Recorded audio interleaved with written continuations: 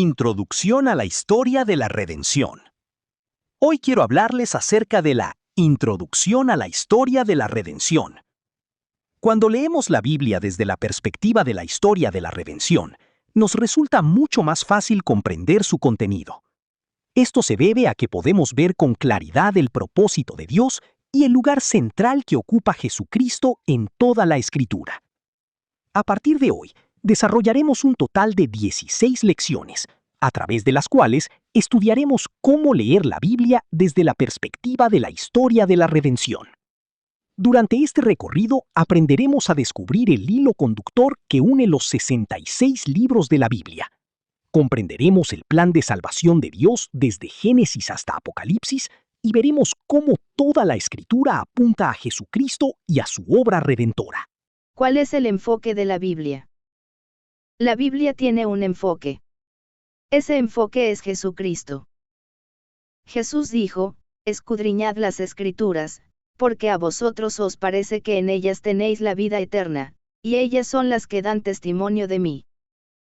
Cristo es el tema y el enfoque central de la Biblia. Sin embargo, Dios se acerca a las personas por medio de la vida eterna. A través de las Escrituras, Dios explica el camino para recibir esa vida eterna.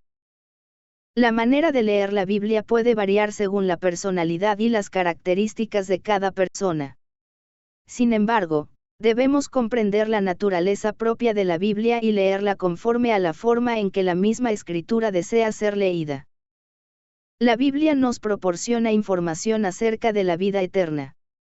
Y esa información sobre la vida eterna desciende y se revela por medio de Jesucristo. La vida eterna y la vida de la que habla la Biblia se refieren a Cristo. Colosenses capítulo 3 versículos 3 y 4 enseña que Cristo es nuestra vida. Esto significa que solo en Él hay vida. El Evangelio de Juan también declara que solo en Cristo está la vida. 3. ¿Por qué debemos leer la Biblia desde la perspectiva de la historia redentora? El propósito de la Biblia es salvar al pecador y hacer que viva por la vida de Jesús. Para cumplir este propósito, Jesucristo, conforme a las profecías de las Escrituras, murió en lugar de los pecadores para resolver el problema del pecado, porque la paga del pecado es muerte. Y resucitó para que vivamos por la justicia de Jesús, es decir, por la vida de Jesús. Entonces, ¿por qué debemos leer la Biblia desde la perspectiva de la historia redentora? La razón es que nosotros no vivimos plenamente por la vida de Jesús. Aunque muchas personas tienen fe en la resurrección, siguen viviendo según el viejo hombre, y no según la vida de Jesús. Jesucristo ciertamente nos ha salvado, pero todavía no vivimos una vida en la que la gloria de la resurrección se haya manifestado plenamente. La historia redentora de la Biblia nos muestra el propósito por el cual Jesús murió y resucitó por mí.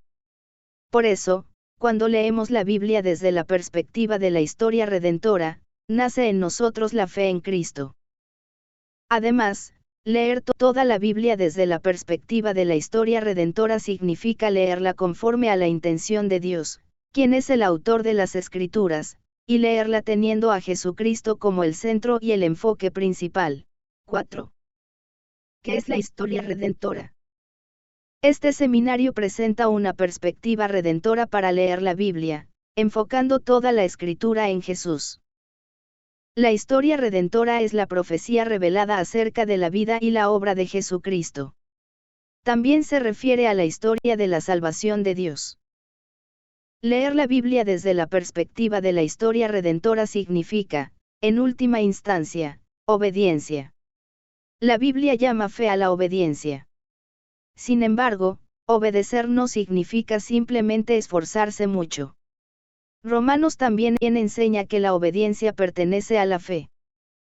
La fe obediente se fundamenta en la palabra de Cristo, así que la fe es por el oír, y el oír, por la palabra de Dios.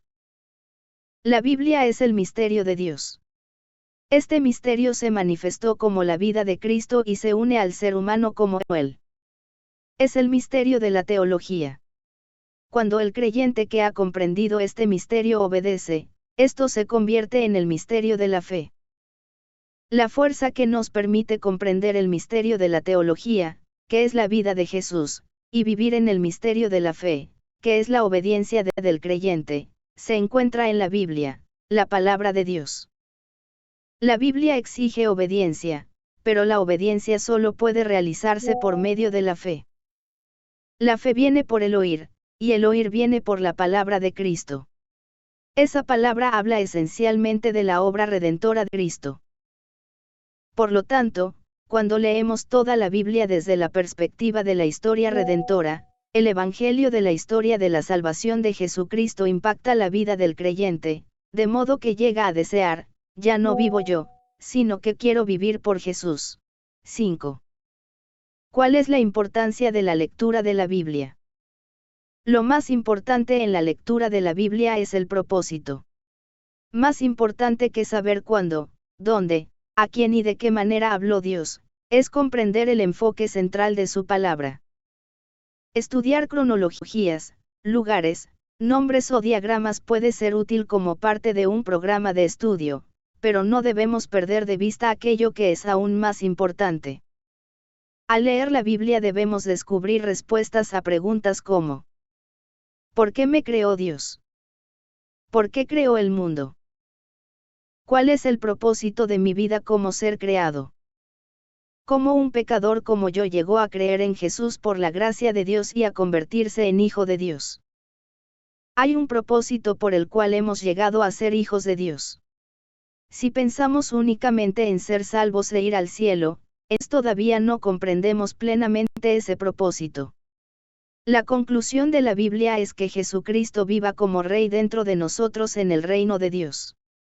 Por la presencia de Cristo en nosotros, ya estamos viviendo en el reino de Dios, somos ciudadanos de ese reino y vivimos bajo el gobierno de Dios. Su gobierno es su reinado, y ese es el propósito final de la vida del creyente. El propósito de la vida no es llegar a ser rico ni presidente, sino llegar a ser hijo de Dios. Puesto que Dios creó al ser humano, debemos vivir conforme al propósito para el cual Él nos creó. Ese propósito es formar hijos de Dios. Otra manera de expresar hijos de Dios es decir santos o creyentes. El propósito del creyente es vivir una vida en la que el gobierno y el reinado de Jesucristo se manifiesten plenamente. 6. ¿Por qué se llama a la Edad Media la Edad de las Tinieblas? La Edad Media fue una época en la que las personas no podían leer la Biblia. Generalmente se considera que este periodo abarca aproximadamente desde el año 500 hasta el 1500 después de Cristo, es decir, cerca de 1000 años. ¿Por qué se le llama la Edad de las Tinieblas? Porque se impedía la lectura de las Escrituras y no se permitía explicar claramente a Jesucristo, quien es la verdad de la historia redentora de Dios. Como resultado, muchas personas permanecían cegadas respecto al mensaje bíblico. Por esta razón, no podían discernir si era correcto o incorrecto vender indulgencias. Tampoco podían verificar si doctrinas como la del purgatorio eran correctas o no desde la perspectiva de la enseñanza bíblica sobre la salvación. Fue en medio de esa oscura cuando apareció Martín Lutero, quien impulsó la Reforma protestante. Aún hoy puede producirse una nueva reforma. Leer la Biblia teniendo a Jesucristo como el centro es, en cierto sentido, una nueva reforma. Cuando una persona decide leer las Escrituras y vivir por la fe, se inicia una verdadera renovación espiritual. Esta nueva reforma consiste en vivir una vida de obediencia por la fe. Si la Edad Media fue una época en la que no se permitía leer la Biblia, la actualidad podría describirse como una época en la que las personas pueden leer, pero muchas veces no la leen. Si aprendemos a leer las Escrituras con un enfoque claro y correcto, su poder transformador puede manifestarse de manera extraordinaria. ¿Por qué se dice que la lectura de la Biblia es una batalla espiritual? Porque la fuerza que nos lleva a obedecer y a vivir por la fe nace de la palabra de Dios. Por eso el mundo intenta distraernos y alejarnos de la lectura de las Escrituras. Debemos luchar contra esas influencias. La misma Biblia menciona diversas razones por las cuales las personas dejan de escuchar y obedecer la palabra de Dios. El apóstol Pablo escribió acerca de ello a Timoteo. La lectura pública de la Biblia. En la iglesia primitiva existía una práctica pública, public, de lectura de las Escrituras. Con el tiempo, esta práctica se ha vuelto principalmente personal. Los programas públicos relacionados con la Biblia incluían 3 elementos. La lectura de las Escrituras. La enseñanza o estudio bíblico. La predicación. Hoy en día, el estudio bíblico y la predicación siguen realizándose de manera pública. Las reuniones de oración también continúan siendo actividades comunitarias. Sin embargo, la lectura pública de la Biblia prácticamente ha desaparecido en muchos lugares. Por ello, es necesario recuperar nuevamente la lectura pública de las Escrituras, para que el pueblo de Dios pueda escuchar, leer y vivir la palabra juntos como comunidad de fe. 7. ¿Quién es el enemigo espiritual externo? La Biblia enseña que muchas personas prestan oído a voces que las apartan de la verdad. En 2 Timoteo 4:4 leemos, y apartarán de la verdad el oído. Los seres humanos tienden a escuchar aquello que desean oír, con frecuencia prefieren palabras agradables y atractivas antes que la verdad. Por esta razón, la lectura de la Biblia no siempre resulta fácil ni atractiva para la naturaleza humana. Desde una perspectiva espiritual, existe una lucha para impedir que las personas se acerquen a la palabra de Dios. Por eso se habla de una batalla espiritual. En la guía de operación del seminario Visión Panorámica de la Biblia, los participantes se envían mensajes mutuamente y los líderes de grupo acompañan a los miembros.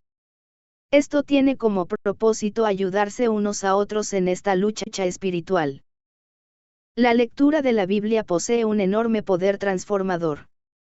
Muchas veces nuestros objetivos personales son diferentes al propósito que Dios tiene para su palabra. Precisamente en esa diferencia se encuentra su poder. El propósito de la Biblia no es simple confirmar nuestros propios pensamientos, sino transformarlos profundamente. Dios utiliza su palabra para quebrantar nuestras ideas equivocadas y conformarnos a su voluntad. Por eso, leer la Biblia implica permitir que Dios cambie nuestra manera de pensar, nuestros valores y nuestra forma de vivir. La Escritura busca llevarnos a una transformación interior para que vivamos conforme a la verdad de Cristo. 8. ¿Quién es el enemigo espiritual interno? Nuestro viejo hombre no considera dulce ni agradable la palabra de Dios. Aquí se encuentra el núcleo del problema. La Biblia utiliza palabras, conocimiento y una estructura lógica para transmitir su mensaje. Con la aparición de la Escritura, la palabra de Dios fue registrada y organizada dentro de un sistema de enseñanza. Sin embargo, el propósito principal de la Biblia no es simplemente transmitir información o conocimiento. Aunque la Biblia contiene una estructura lógica, también muchos acontecimientos que superan la comprensión humana. Por ejemplo, la apertura del Mar Rojo fue registrada en las Escrituras y ha llegado hasta nosotros por medio del texto bíblico, independientemente de que lo hayamos visto o experimentado personalmente. Sin embargo, el mensaje de la Biblia no puede reducirse a una explicación meramente racional o intelectual. No se trata simplemente de conocimientos. Muchas de las historias bíblicas desafían la lógica humana y el sentido común. La Biblia afirma que Dios se hizo hombre. También declara que quien en Jesucristo tiene vida eterna y no perecerá. Estas verdades no pueden explicarse plenamente por medio de la razón humana. Por ejemplo, una persona pudo haber visto la resurrección de Lázaro y luego contar lo sucedido a otros. Sin embargo, algunos responderían, no lo creeré hasta verlo con mis propios ojos. Y aún entre quienes lo vieron personalmente, hubo quienes no creyeron. Es decir, el problema no es simplemente una cuestión de información o conocimiento. Se trata de una batalla espiritual y una lucha de fe. La cuestión fundamental es si una persona llega a creer o no. Nadie puede creer únicamente por sus propias fuerzas. La fe es posible gracias a la gracia de Dios que obra en el corazón humano. Sin esa gracia, el ser humano no puede creer.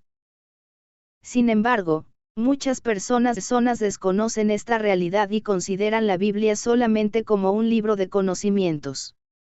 Por eso intentan acercarse a ella únicamente para comprenderla intelectualmente, estudiarla académicamente o descifrarla mediante su propia capacidad. Cuando la Biblia se aborda únicamente desde esa perspectiva, se pierde su propósito esencial. La Escritura no fue dada solamente para informar la mente, sino para conducir al ser humano a la fe en Jesucristo y a una relación viva con Dios por medio de su gracia. 9. ¿Cuál es una buena manera de leer la Biblia? Existen diversas maneras de leer la Biblia, y muchas de ellas están relacionadas con las características personales de cada lector. Algunas personas prefieren leerla detenidamente y con profundidad, otras prefieren una lectura más rápida. Esto pertenece al ámbito de las preferencias y características individuales, por lo que no es lo más importante. Lo verdaderamente importante es comprender la naturaleza propia de la Biblia. La característica de la Biblia es que su mensaje no se comprende plenamente simplemente por leerla rápido o despacio. Independientemente del método que se utilice, las verdades espirituales de las Escrituras no se revelan fácilmente por la capacidad humana. La razón es que la comprensión espiritual de la Biblia no depende principalmente del método de lectura del lector. No es la técnica de lectura la que produce el entendimiento verdadero. Por ello, aunque una persona lea la Biblia muchas veces, ya sea lentamente o con rapidez, el entendimiento espiritual no proviene simplemente del esfuerzo humano. La comprensión de las Escrituras requiere la obra de Dios y la iluminación que Él concede por medio de su palabra y de su espíritu. En consecuencia, más importante que la velocidad o el método de lectura es acercarse a la Biblia con humildad, fe y el deseo de escuchar la voz de Dios, permitiendo que Él revele el significado de su palabra a nuestro corazón. 10. ¿Cuál es la naturaleza y el método de la lectura de la Biblia? Lo más importante en la manera de leer la Biblia es comprender su verdadera naturaleza. La característica fundamental de la Biblia es entender que el sujeto principal de la lectura no es el ser humano. No se trata simplemente de que yo lea la Biblia, sino de que la Biblia me lea a mí. La finalidad de las Escrituras es llevarnos a la fe. Esa es una de sus características esenciales. No importa si una persona lee la Biblia despacio o rápido, mucho o poco, quien produce la fe es Dios. Él no depende del esfuerzo humano ni de la intensidad de nuestro empeño. La diferencia fundamental no está en los métodos o estilos de lectura de cada persona, sino en la naturaleza misma de la palabra de Dios. Por eso es tan importante comprender esta característica de las Escrituras. El ministerio de Dios ha consistido siempre en abrir los ojos de los ciegos. La vida del apóstol Pablo y el libro de los Hechos son una clara demostración de ello. Pablo era un experto en la ley. Poseía un profundo conocimiento de las Escrituras. Como maestro de la ley, conocía ampliamente la palabra de Dios y la enseñaba a otros. Era un verdadero erudito bíblico. Sin embargo, a pesar de todo su conocimiento, necesitó que Dios abriera sus ojos espirituales en el camino a Damasco. Lo mismo sucede hoy. Muchas personas tienen conocimiento bíblico porque han asistido a la iglesia, han estudiado la Biblia o incluso han cursado estudios teológicos. Pero si sus ojos espirituales no son abiertos por Dios, pueden quedar atrapadas únicamente en el conocimiento intelectual. Por esta razón, una parte fundamental del ministerio de Pablo fue ayudar a otros a abrir sus ojos espirituales. Como él mismo declaró, Dios lo envió para que abra sus ojos, para que se conviertan de las tinieblas a la luz. Hechos 26, 17-18. Asimismo, 1 Pedro 2:9 declara: Mas vosotros sois linaje escogido, real sacerdocio, nación santa, pueblo adquirido por Dios, para que anunciéis las virtudes de aquel que os llamó de las tinieblas a su luz admirable. Esto significa que Dios también nos ha llamado a participar en la misma misión, ayudar a otros a salir de las tinieblas y conducirlos a la luz admirable de Cristo. 11. ¿Cuál es el enfoque redentor de la Biblia? El núcleo de la historia redentora de la Biblia es la revelación profética de la vida y la obra de Jesucristo. Si observamos esta verdad de manera más específica en el Antiguo y el Nuevo Testamento, podemos resumirla de la siguiente manera. El mensaje central de la historia redentora en el Antiguo Testamento es: crean en Jesús. El mensaje central de la historia redentora en el Nuevo Testamento es: vivan por Jesús. Todo el Antiguo Testamento apunta hacia la venida de Cristo y anuncia, mediante promesas, profecías, figuras y sombras, al Salvador que habría de venir. Por su parte, el Nuevo Testamento revela el cumplimiento de esas promesas en Jesucristo y enseña cómo deben vivir aquellos que han recibido la salvación por medio de él. Por lo tanto, toda la Biblia tiene un único centro: Jesucristo. El Antiguo Testamento nos conduce a creer en él, y el Nuevo Testamento nos enseña a vivir por él y para él. En este sentido, la historia redentora muestra tanto el camino de la salvación como la vida que debe seguir el creyente después de haber sido salvado. Su propósito final es que Cristo sea conocido, creído y manifestado en la vida de su pueblo. 12. ¿Cuál es el hilo conductor de la lectura bíblica desde la perspectiva de la historia redentora? Los 66 libros de la Biblia tienen como tema central a Jesucristo y están enfocados en la realidad de que los creyentes reinen con él en su reino. Este es el hilo conductor de toda la Escritura. La conclusión de la Biblia es el reinado de Cristo. Por eso, la historia bíblica muestra una transformación radical: pasar de un mundo donde la muerte reina a una realidad donde la vida reina, pasar de una existencia gobernada por los deseos de la carne a una vida gobernada por la palabra de Dios. Esta es la gran inversión que experimenta el creyente por medio de la obra redentora de Dios. Consejo: los 66 libros de la Biblia forman un solo libro. Cuando contemplamos los 66 libros de la Biblia como un solo libro, podemos distinguir una estructura general. La introducción presenta la dirección y el propósito del reino de Dios. El desarrollo explica el evangelio que conduce a las personas hacia ese reino. Por el poder del evangelio, comienza la obra del Espíritu Santo. Cuando las personas creen en Jesucristo, llegan a ser parte del pueblo de Dios. Finalmente, solo aquellos que pertenecen al pueblo de Dios pueden entrar en los cielos nuevos y la tierra nueva. Por lo tanto, leer la Biblia desde la perspectiva de la historia de la salvación significa leer el significado que Dios ha colocado en ella. No se trata simplemente de leer palabras o relatos, sino de comprender la verdad que las Escrituras desean revelar.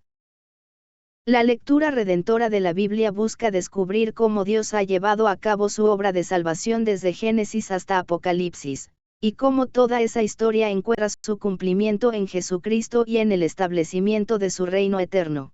13. ¿Cuál es el beneficio de leer la Biblia? A medida que una persona lee la Biblia, llega un momento en que experimenta que no solo ella está leyendo las Escrituras, sino que las Escrituras la están leyendo a ella. Esto sucede porque los pensamientos de Dios revelados en la Biblia penetran y confrontan nuestros propios pensamientos.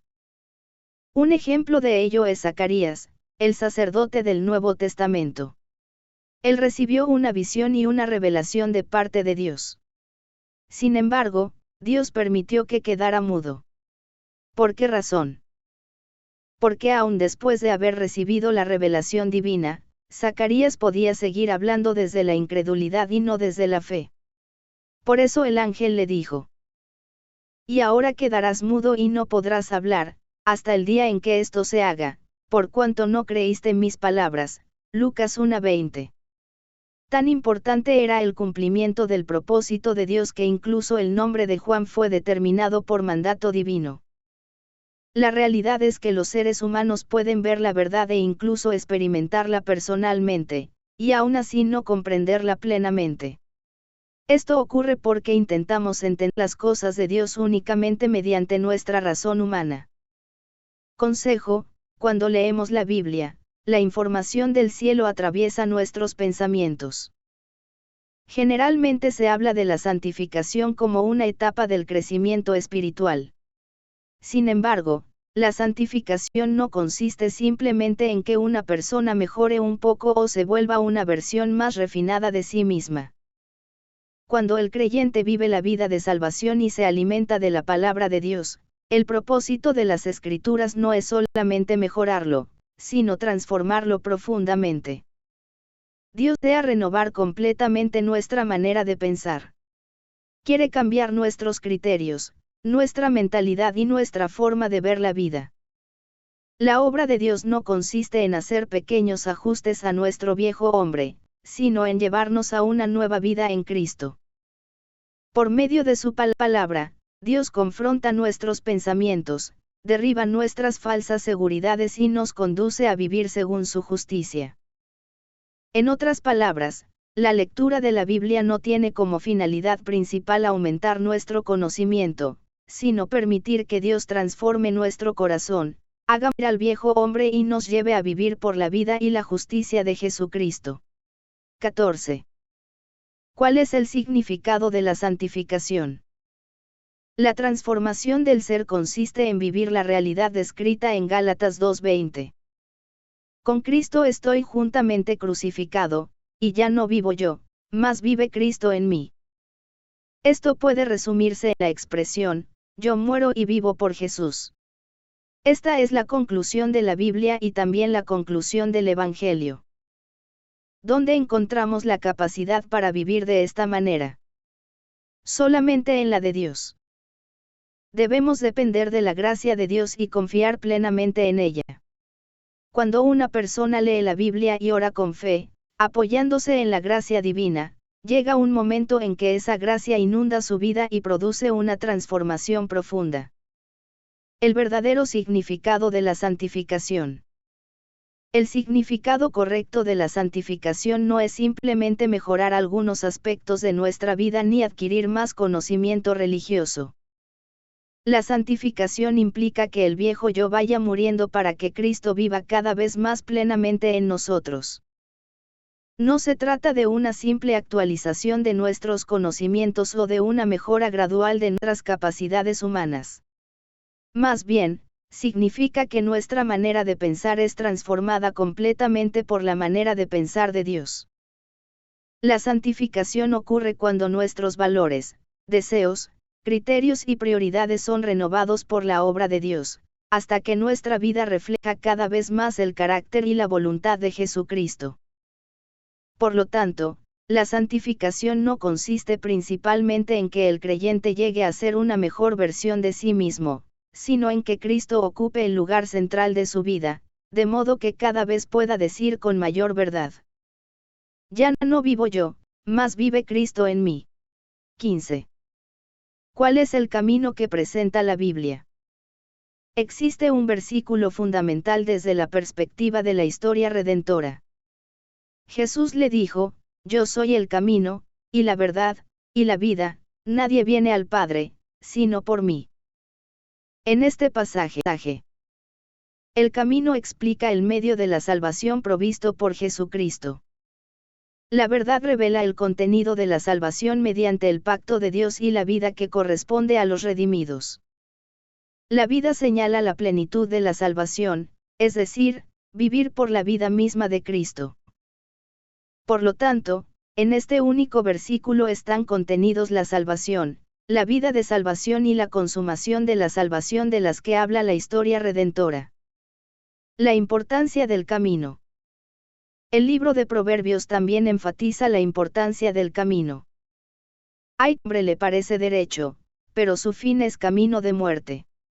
Proverbios 14:12. Asimismo, el Salmo 1 enseña: porque Jehová conoce el camino de los justos, mas la senda de los malos perecerá. Salmos 1:6. La Biblia muestra que no todos los caminos conducen a la vida. Solo el camino señalado por Dios conduce a la salvación verdadera. Encontrar a Cristo es encontrar el camino. Aunque una persona lea toda la Biblia y la estudie profundamente, si no llega a conocer a Cristo, quien es la vida eterna, todavía no ha encontrado el camino de la vida. Si no es el camino, no debemos seguirlo. Si no es la verdad, no debemos aceptarlo. Si no es la vida, no debemos vivir por ello. La lectura y el estudio bíblico que no conducen a Cristo entar la confusión. El estudio que no descubre la verdad puede llevar a una persona a vagar en medio de un mundo lleno de error. Y la lectura que no encuentra la verdadera vida puede hacer que se pierda el propósito de la existencia. Pero cuando una persona encuentra el camino de la verdad y el camino de la vida en Jesucristo, entonces las Escrituras se abren delante de ella y también se abre el sentido de su vida. Por eso, el propósito final de la lectura bíblica no es simplemente adquirir conocimiento, sino encontrar a Jesucristo, quien es el camino, la verdad y la vida. Cuando encontramos a Cristo, encontramos el camino hacia el Padre, la verdad que transforma nuestra vida y la vida eterna que Dios ofrece a su pueblo. 16. ¿A qué camino nos guía la Biblia? El Antiguo Pacto y el Nuevo Pacto pueden explicarse como la diferencia entre las obras y la fe, o entre el ser humano y Dios. Cuando somos capaces de ver el enfoque central de toda la Biblia, encontramos el camino de la verdad.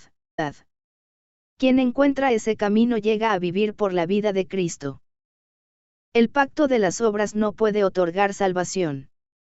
La salvación solo puede recibirse por la gracia de Cristo. En el Antiguo Testamento se presenta a Cristo como el camino correcto. Por eso, la ley actúa como un maestro que conduce a las personas hacia Cristo, para que sean justificadas por la fe. Asimismo, en el Nuevo Testamento, el Evangelio revela a Cristo como el camino de la verdad. Romanos enseña que en el Evangelio la justicia de Dios se revela por fe y para fe, y justo vivirá por la fe. Romanos 1:17. Toda la Biblia nos guía para encontrar el camino de Cristo. Conocer el camino de la verdad y vivir conforme a él significa vivir por la vida de Jesús. Quien encuentra ese camino muere con Cristo en la cruz y, por medio de su resurrección, nace a una vida nueva.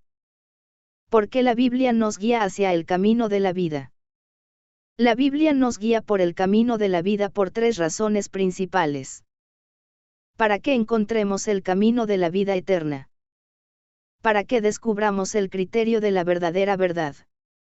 Para que muramos a nuestro viejo yo y vivamos por la vida de Jesucristo. Por eso, el propósito de la Biblia no es solamente transmitir información religiosa, sino conducirnos a Cristo, quien es el camino, la verdad y la vida. Cuando encontramos ese camino, encontramos también el verdadero sentido de la vida y el propósito para el cual fuimos creados. 17. ¿Cuál es la diferencia entre el Antiguo Pacto y el Nuevo Pacto? El Antiguo Pacto y el Nuevo Pacto son como las dos caras de una misma moneda.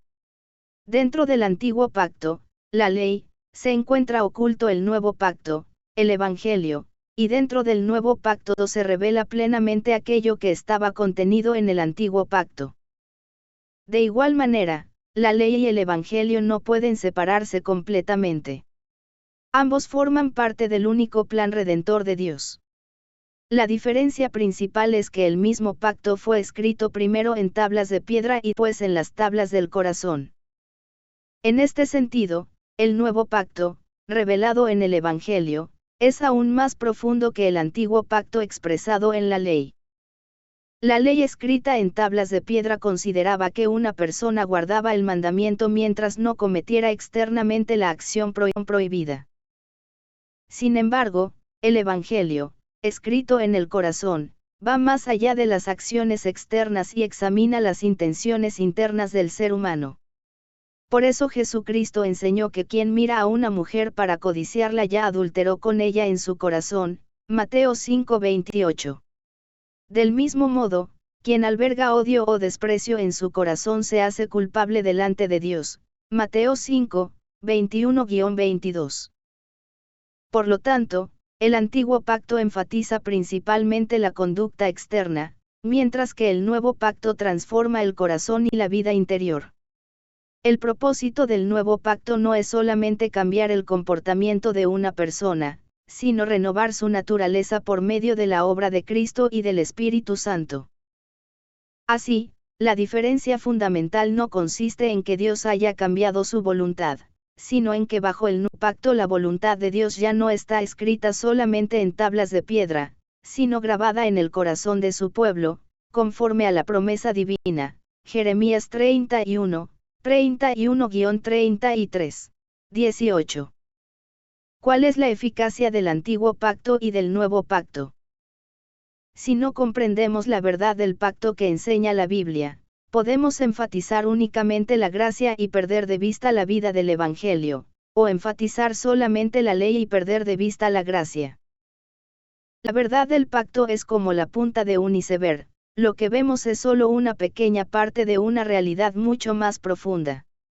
Cuando recibimos por fe la verdad del nuevo pacto, este llega a cumplirse en nuestra vida por medio de Jesucristo.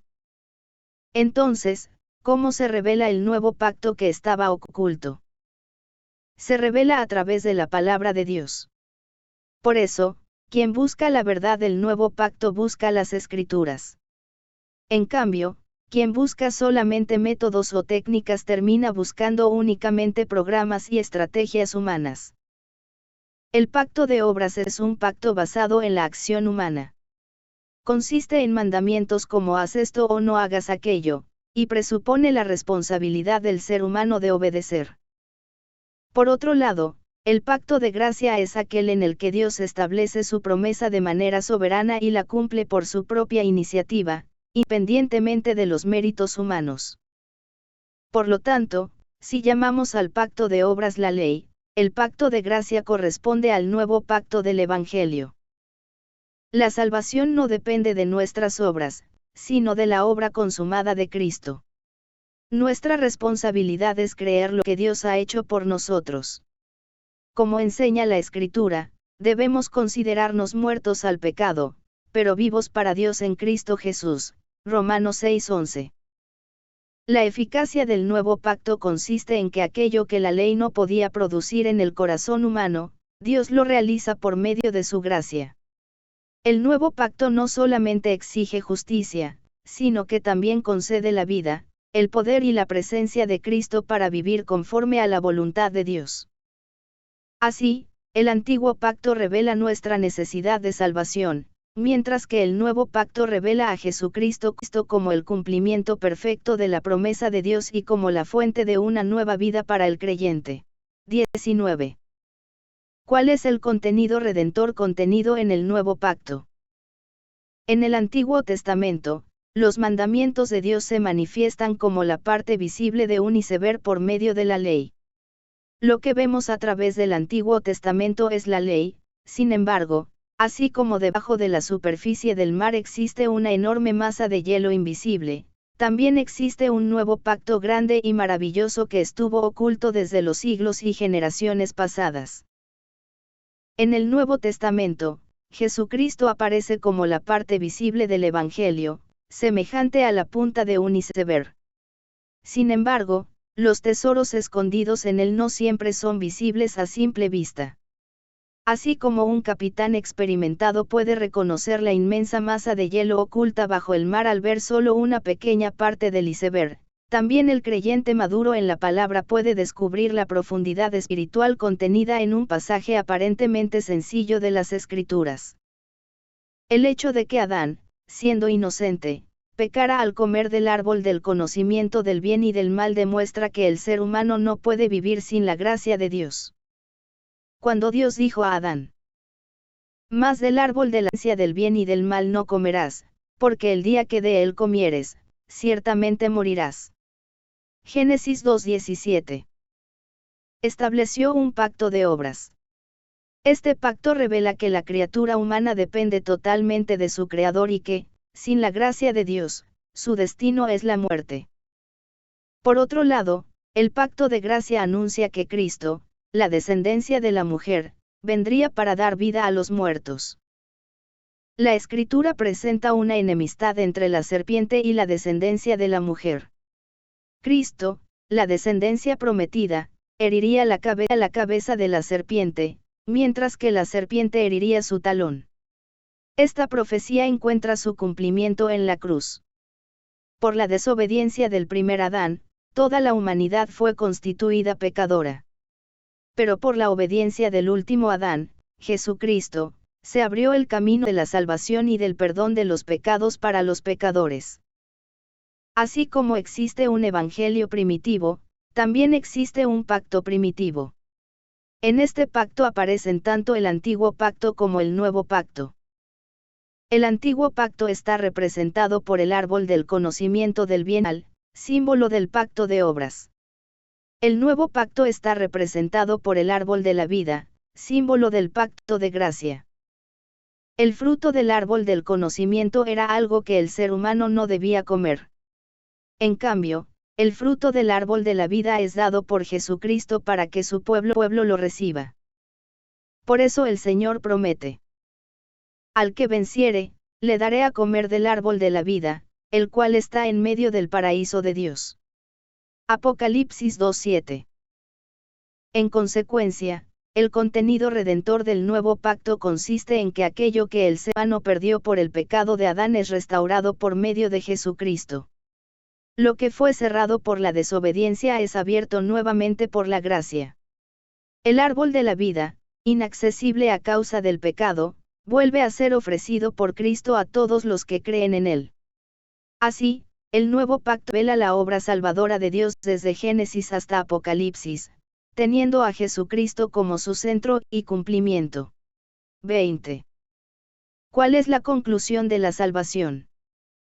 En el famoso relato El príncipe y el mendigo, de Mark Twain, el protagonista logra imitar al rey de manera extraordinaria. No solo tiene una apariencia semejante, sino que también aprende a hablar y actuar como un rey. Aunque no es el verdadero rey, llega a desempeñar temporalmente el papel de uno. Sin embargo, para que un hombre común pueda actuar como rey, no basta con copiar algunos gestos o palabras. Debe aprender a pensar, hablar y vivir como un rey. Aún así, la simple imitación nunca será suficiente. Es necesario que esa nueva identidad llegue a formar parte de su propia vida. De la misma manera, para los cristianos es imposible manifestar la vida de Jesucristo simplemente por imitación externa. Quien no tiene a Cristo morando en su ni siquiera puede reproducir verdaderamente su carácter. Ser transformado conforme a Cristo significa ser conformado a su imagen. Significa que la vida de Jesús se manifiesta cada vez más en nosotros. En otras palabras, significa participar de su reinado y vivir bajo su señorío. La diferencia fundamental es que el creyente no está simplemente imitando a Jesús desde afuera. Cristo mismo habita en él por medio de Emmanuel, Dios con nosotros. Por eso la vida cristiana no consiste en esforzarse por parecerse a Jesús únicamente mediante la voluntad humana, sino en permitir que la vida de Cristo se exprese desde el interior. A medida que el creyente contempla a Cristo y vive por la fe, el hombre interior renovado va dejando atrás al viejo hombre.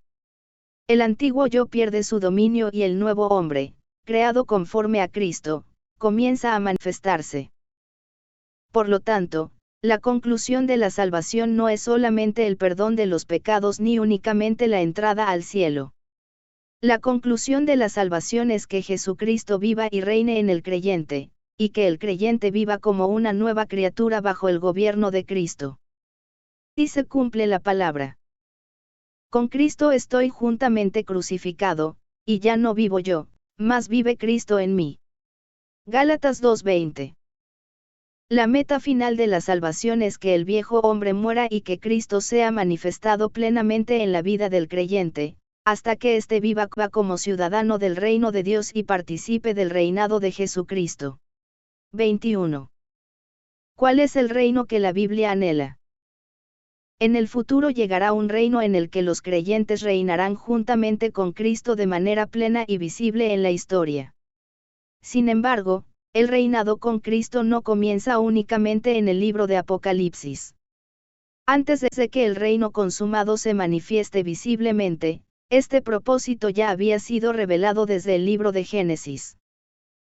El reinado, que consiste en perdonar a las personas, amarlas y bendecir al mundo, fue encomendado primero a Adán.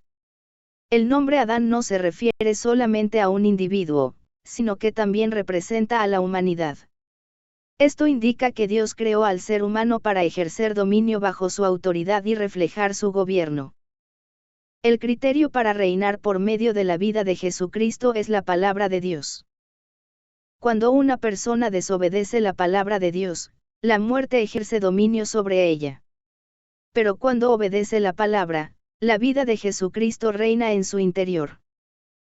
Por esta razón, la Biblia muestra claramente dos grupos de personas, aquellos sobre quienes reina la muerte y aquellos sobre quienes reina la vida. Toda la historia bíblica avanza siguiendo este eje central. Desde Génesis hasta Apocalipsis, las Escrituras muestran el contraste entre el reino de la muerte y el reino de la vida, entre la desobediencia y la obediencia, entre el viejo hombre y la nueva creación en Cristo. Por lo tanto, al leer la Biblia, no debemos perder de vista este enfoque fundamental: morir al yo para vivir por Jesucristo. El reino que la Biblia anhela es un reino donde la vida de Cristo gobierna plenamente, un reino donde el pecado, la muerte y la rebelión han sido vencidos, un reino donde los hijos de Dios viven bajo el señorío de Jesucristo y participan de su reinado. Como declara la Escritura: porque si por la transgresión de uno solo reinó la muerte, mucho más reinarán en vida por uno solo, Jesucristo, los que reciben la abundancia de la gracia y del don de la justicia. Romanos 5:17. Por eso, la meta final de la historia de la salvación es que la muerte deje de reinar y que la vida de Jesucristo reine para siempre en su pueblo y en toda la creación renovada.